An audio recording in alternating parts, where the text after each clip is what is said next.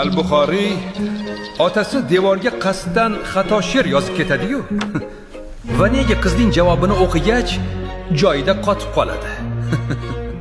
Qadimiy Mavaron Nahr o'tkir zehni bilan tanilgan yosh olim Ismoil safar chog'ida bir bog'bonning uyida mehmon bo'ladi. Tongda u tasodifan bog'bonning qizi Fotimani ko'rib qoladi. Qizdagi yuksak ibo yigitning qalbiga cho'g' tashlaydi. Ismoil bu oqila qizning aqlini sinab ko'rmoqchi bo'ldi. U yog'och eshikka yerdagi kesak bilan ataylab, xato qilib ushbu baytni yozib ketdi. Dilkusho el bo'lmasa, zindon erur. Ya'ni, ko'ngilni ochuvchi odam bo'lmasa, bu bog' ham zindondir.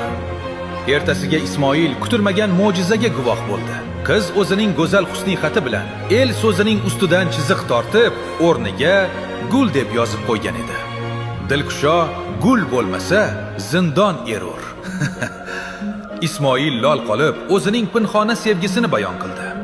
Ofarin, ammo gul hajrida afg'on chekuvchi bulbul bo'lmasa, gul erta sarg'ayur. Shunda Fotima butun dunyo qizlariga dars bo'lgudek javob qaytardi. Ushbu bog'da erta tongdan bulbul fig'oni tinmaydir. Endi izn bersalar, ikki nomahramning bu yerda yordi suhbatlashishi yaratganga xush kelmaydi, dedi-yu, darhol g'oyib bo'ldi. Ismoil uning ortidan qarab qolarkan, agar shu qizga uylansam, undan qanday daho va solih farzand dunyoga kelarkan-a, deb yubordi. Va bu xonadonda chindan ham kelajakda butun dunyoni titratuvchi Imom Buxoriy dunyoga keldi.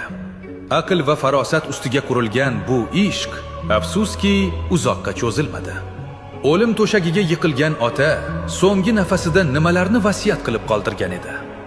Ko'zlarni yoshlatuvchi bu qismni o'tkazib yubormaslik uchun hoziroq obuna bo'ling.